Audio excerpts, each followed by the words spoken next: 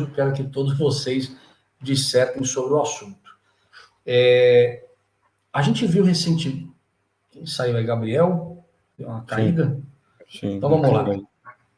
A gente viu recentemente, o Diegão e Jota, isso acontecer algumas vezes aqui no Brasil, de times que estão... Deixa eu só... O Gabriel voltou aí? Voltou.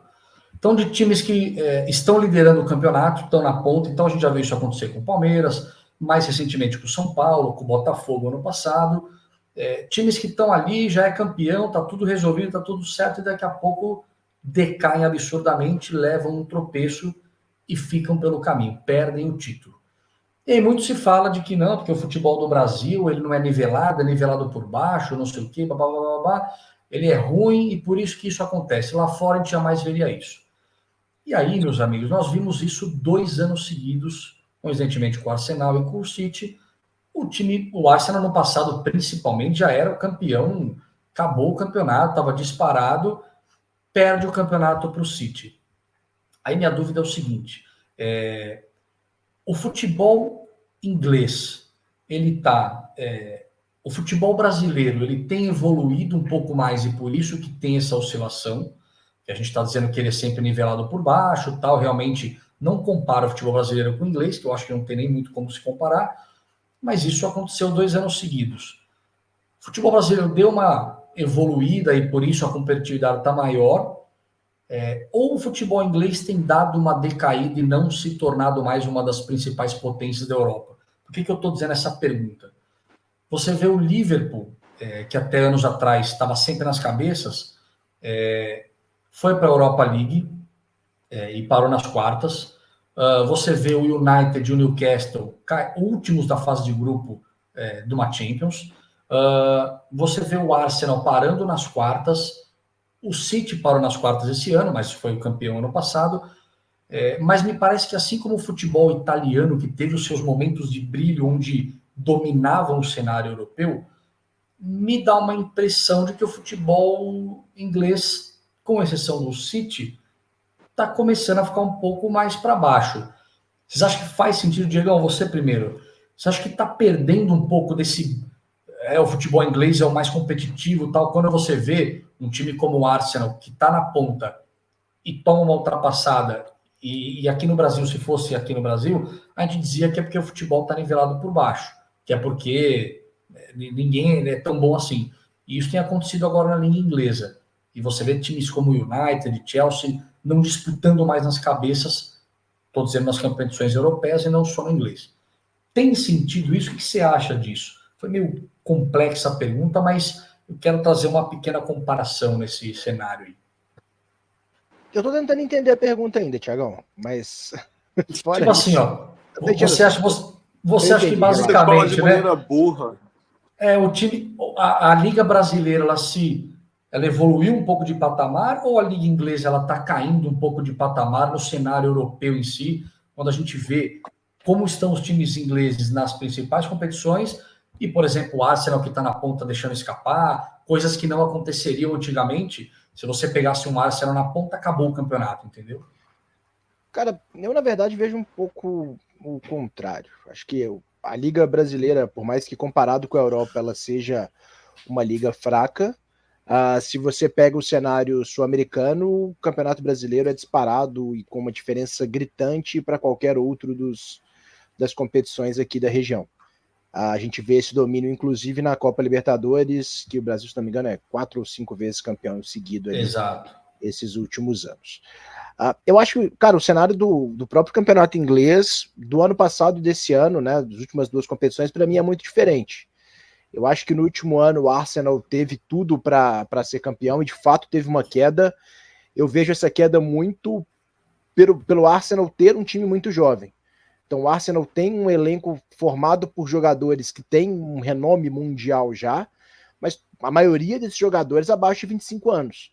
Então você tem Odegaard, ano passado o Martinelli teve um grande destaque, você tem o próprio Saka, Saliba na zaga, o próprio goleiro ano passado, Ramsdale, esse ano o Davi Raya, o White, o lateral direito. Então são muitos jogadores que vão bem nas suas seleções O próprio Rice, que veio agora, se não me engano, tem 25 anos também, ou 24, se não me engano, volante. São muitos jogadores que já têm destaque nas suas seleções, são destaque no campeonato inglês, mas são jogadores jovens. E no último ano, eu acho que eles sentiram a pressão da disputa com um time que chegou muito forte, como o Manchester City. Cara, esse ano, um time que chega nas últimas 5 rodadas, ganha as últimas 5 rodadas, ganha, se não me engano, das últimas 10, o Arsenal ganhou 8, empatou uma e perdeu uma. Não tem como você falar que esse time pipocou, cara. Eu acho que o Arsenal perdeu para um time que foi mais consistente, porque o Manchester City, o Guardiola faz esse time ser uma potência estratosférica, cara. E dentro disso, eu não consigo falar que esse ano o Arsenal pipocou. Para mim, o City ganhou muito pela sua consistência. E, cara, a pontuação do Arsenal, de 89 pontos, em todas as edições da Premier League, ele somente não teria sido campeão em 2 edições. Ele é a terceira melhor segundo colocado. Sim. E nos 2 anos em que ele não seria o campeão também foi o Manchester City, que vem fazendo anos históricos. Chegou o ano do Liverpool, foi vice-campeão com 99 pontos, que é um negócio absurdo.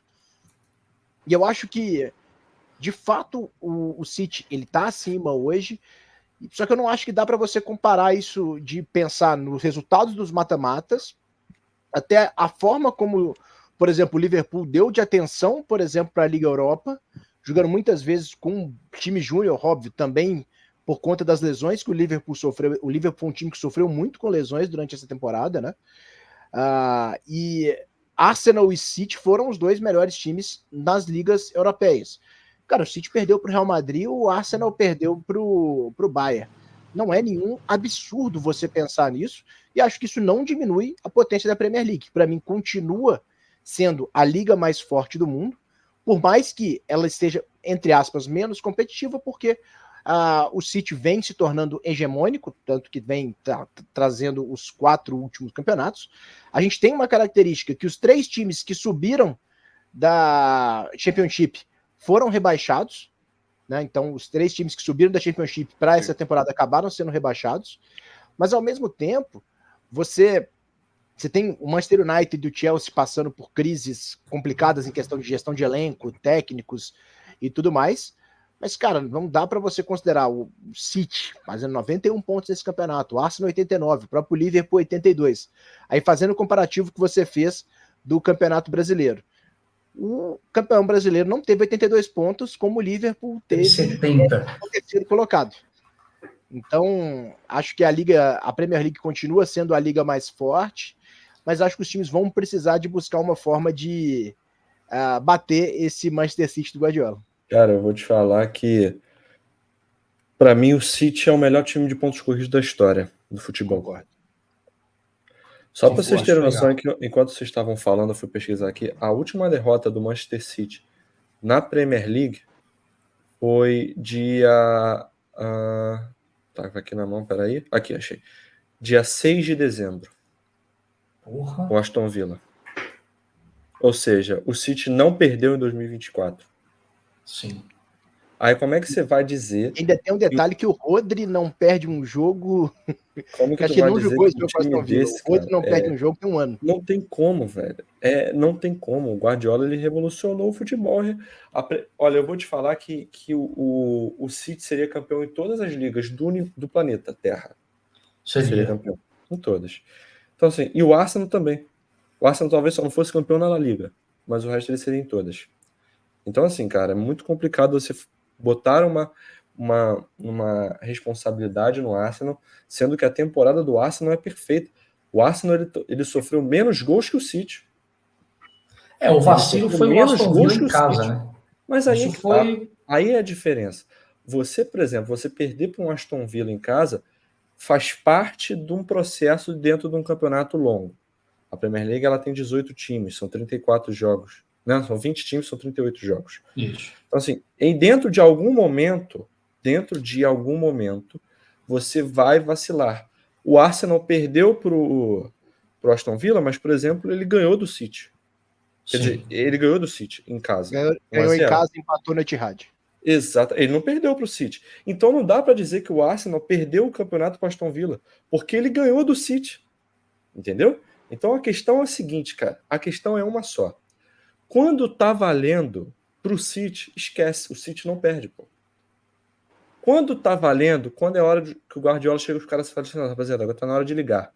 Beleza? Liga, Acabou. acelera, pisa no acelerador, que agora é a hora de ganhar um campeonato. Irmão, esquece.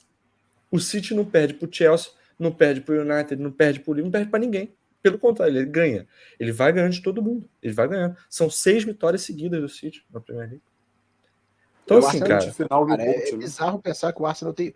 O Arsenal ficou em segundo com 5 vitórias. Como é que você fala que esse time pipoca, cara? Não tem como. cara, é o City, assim, o City, ele... Ai, cara, é difícil até falar, mas eu acho que o City é a engrenagem perfeita. O City é o time perfeito. Pra mim, o City não tem defeitos. O City, ele perde um jogo ou outro, como ele perde pro Real Madrid, por exemplo.